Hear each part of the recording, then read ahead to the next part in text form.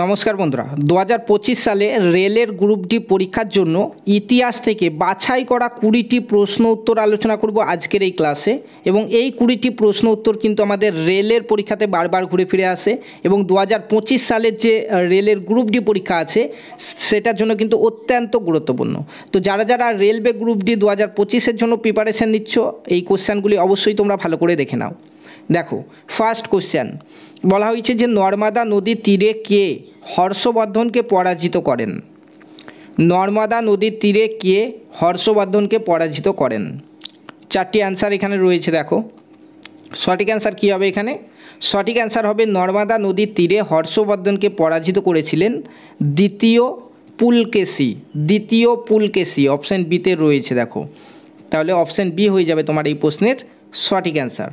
ঠিক আছে, তো এইভাবেই 2025-এর রেলওয়ে গ্রুপ ডি 2025-এর পরীক্ষার জন্য সিলেবাস ওয়াইজ প্রত্যেকটি ক্লাস পাওয়ার জন্য চ্যানেলটিকে অবশ্যই তোমরা সাবস্ক্রাইব করে রাখবে।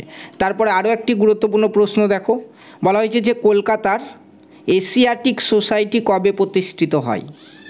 কলকাতার এশিয়াটিক সোসাইটি কবে প্রতিষ্ঠিত হয়? চারটি অপশান এখানে রয়েছে। দেখো, এই অপশানগুলির মধ্যে সঠিক অ্যান্সারটি হচ্ছে 1784। অপশান এতে রয়েছে।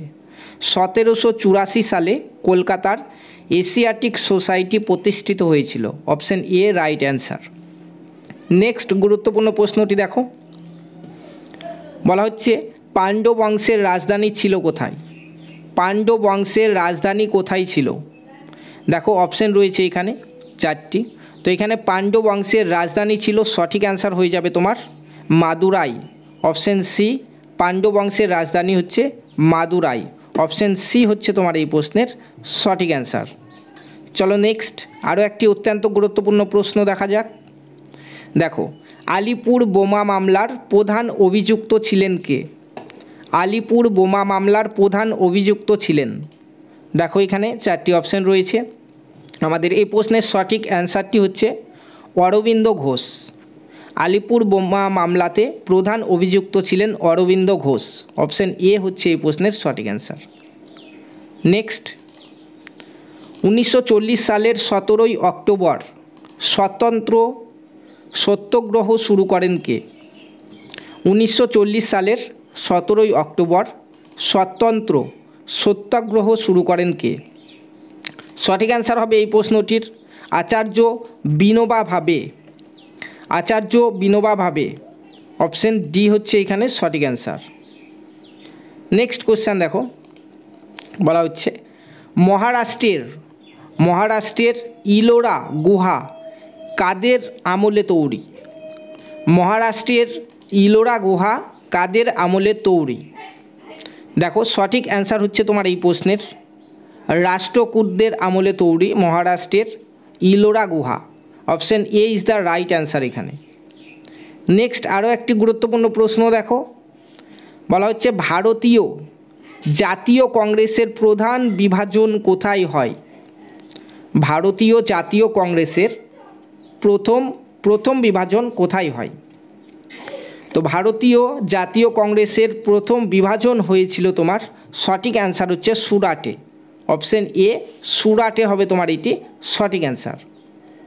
নেক্সট গুরুত্বপূর্ণ প্রশ্নটি দেখো, ভারতে কে হরিজন সংঘ গঠন করে? ভারতে কে হরিজন সংঘ গঠন করেন? সঠিক অ্যান্সার হবে এই প্রশ্নটির মহাত্মা গান্ধী। ভারতে মহাত্মা গান্ধী হরিজন সংঘ গঠন করেছিলেন। অপশান বি হয়ে যাবে এই প্রশ্নের সঠিক অ্যান্সার। নেক্সট গুরুত্বপূর্ণ প্রশ্নটি দেখো, সত্যশোধক সমাজ কে প্রতিষ্ঠা করেন? সত্যশোধক সমাজ কে প্রতিষ্ঠা করেন?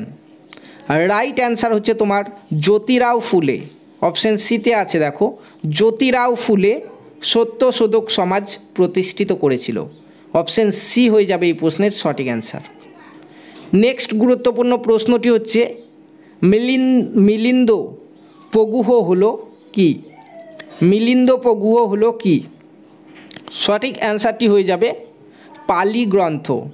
পালি গ্রন্থ। অপশান সি হয়ে যাবে এই প্রশ্নের সঠিক অ্যান্সার।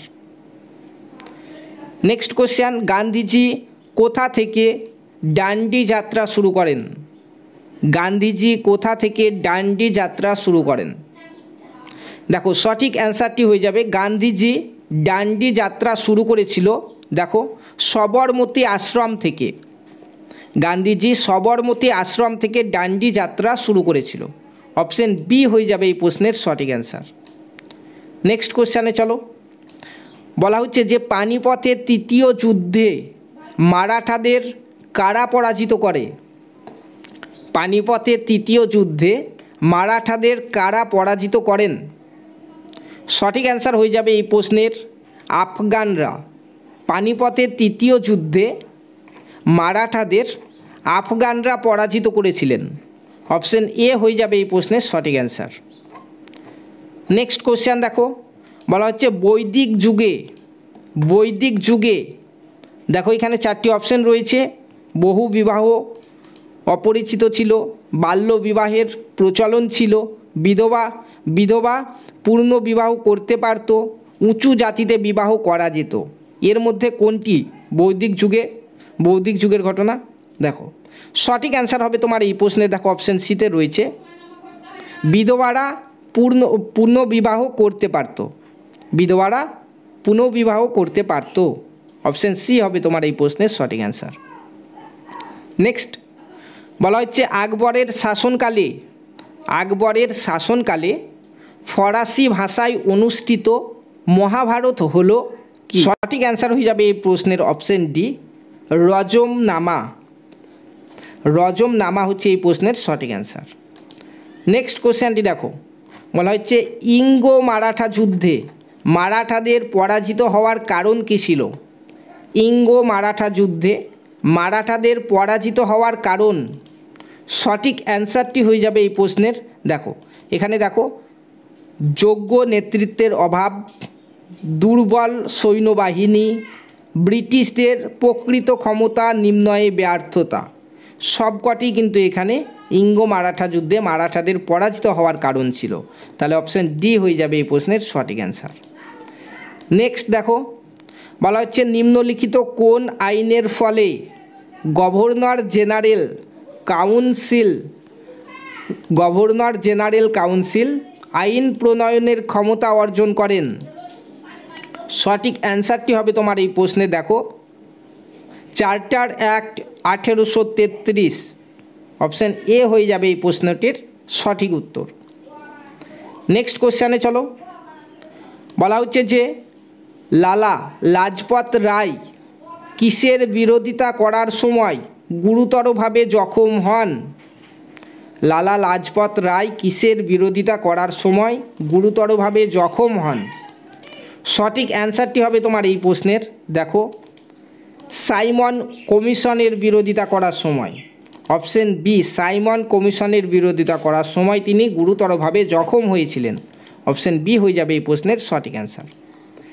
নেক্সট প্রশ্ন দেখো, বলা হচ্ছে যে হর্ষবর্ধন রচয়িত নাটক হলো কি? হর্ষবর্ধন রচয়িত নাটকটি হলো কি? সঠিক অ্যান্সারটি হবে আমাদের এই প্রশ্নের দেখো রত্নাবলী। হর্ষবর্ধন রচয়িত নাটক হলো রত্নাবলী। অপশান সি হচ্ছে এই প্রশ্নের সঠিক অ্যান্সার। নেক্সট কোশ্চেনে চলো। বলা হচ্ছে দেখো যে শেষ হিন্দু রাজা যিনি হিন্দু স্বরাজ স্থাপনে আংশিক সাফল্য লাভ করেছিল তার নাম কি? শেষ হিন্দু রাজা যিনি হিন্দু স্বরাজ স্থাপনে আংশিক সাফল্য লাভ করেছিল তার নাম কি? সঠিক অ্যান্সারটি হচ্ছে সেই হিন্দু রাজার নাম হচ্ছে ছত্রপতি শিবাজী। ছত্রপতি শিবাজী হিন্দু স্বরাজ স্থাপনে আংশিক সাফল্য লাভ করেছিল। অপশান এ হচ্ছে তোমার এই প্রশ্নের সঠিক অ্যান্সার। নেক্সট কোশ্চেনে চলো। বলা হচ্ছে গুরু গোবিন্দ সিং হলেন দেখো অ্যান্সার দেখো সঠিক অ্যান্সার হয়ে যাবে তোমার এখানে দেখো দশম এবং শেষ শিখ গুরু, পাশাপাশি 1699 সালে খালসা এর প্রতিষ্ঠাতা, পাশাপাশি দশম গ্রন্থের লেখক। তাহলে অপশান ডি হয়ে যাবে সবকটিই সত্য এখানে, এটি হয়ে যাবে সঠিক অ্যান্সার। দেখো এই পিডিএফটি তোমরা একদম বিনামূল্যে ফ্রিতে পেয়ে যাবে আমাদের হোয়াটসঅ্যাপ গ্রুপে। এই ভিডিও ডেসক্রিপশনে দেখো আমাদের হোয়াটসঅ্যাপ গ্রুপের লিঙ্কটি আছে, সেখানে তোমরা জয়েন করে যাও যারা যারা রেল গ্রুপ ডি 2025-এর জন্য পরীক্ষা দিতে চলেছো। ঠিক আছে, তো আজকের এই ক্লাসের পিডিএফ তো পাবে 35 নম্বর ক্লাসের, পাশাপাশি এর আগে যতগুলি ক্লাস হয়েছে প্রত্যেকটি ক্লাসের পিডিএফও সেখানে রয়েছে, সেখান থেকে তোমরা ডাউনলোড করে নিতে পারবে। পাশাপাশি রেলওয়ে গ্রুপ ডি 2025-এর সিলেবাস ওয়াইজ প্রত্যেকটি ক্লাস একদম বিনামূল্যে ফ্রিতে করার জন্য আমাদের চ্যানেলটিকে সাবস্ক্রাইব করে পাশে থাকা বেল আইকনটি প্রেস করে নাও। ধন্যবাদ।